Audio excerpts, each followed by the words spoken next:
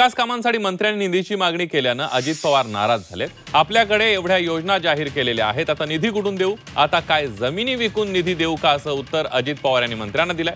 गिरीश महाजन, गुलाबराव पाटील, विजयकुमार गावित या मंत्र्यांनी विकास कामांसाठी निधीची मागणी अर्थमंत्री अजित पवार यांच्याकडे केली होती। निधीला अर्थमंत्री अजित पवार यांच्याकडून नकार देण्यात आला, त्यामुळे अजित पवारांच्या उत्तरानंतर मंत्री नाराज झाले। त्यानंतर मंत्र्यांनी उपमुख्यमंत्री देवेंद्र फडणवीस, मुख्यमंत्री एकनाथ शिंदे यांच्याकडे जाऊन आपली तक्रार मांडलेली आहे। यावरून बावनकुळेंनी अजितदादांची पाठराखण केली, तर राऊतांनी टीका केली।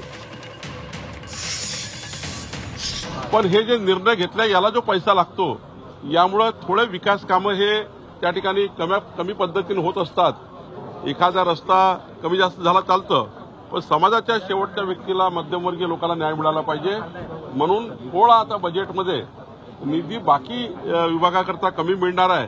म्हणून अजितदादांनी म्हटलं असेल की बाबा बजेट आपण मोठ्या प्रमाणावर व्यक्तिगत लाभाच्या योजनांवर खर्च केला आहे। लाडली बहीण योजनेवर आता रक्षाबंधन आहे, दीपावली आहे, रक्षाबंधनापूर्वी 1-2 इन्स्टॉलमेंट आल्या पाहिजे।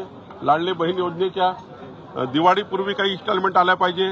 शेवटी योजना जाहीर केली तर त्या योजनेचा फायदा, आणि त्यामुळे मला वाटतं बजेटमध्ये बाकी योजनांना कमी पैसे मिळाले असतील। जमिनी विकू का हा त्यांचा प्रश्न आहे। याचाच अर्थ असा आहे की या राज्याची आर्थिक परिस्थिती ही हातात कटोरा घेतल्याप्रमाणे निर्माण झालेली आहे आणि इतर राज्यांवरती म्हणजे विशेषतः आंध्र प्रदेश आणि बिहारला धो पैसा देत असताना कंगाल केलेल्या महाराष्ट्राला कंगाल झाला नाही।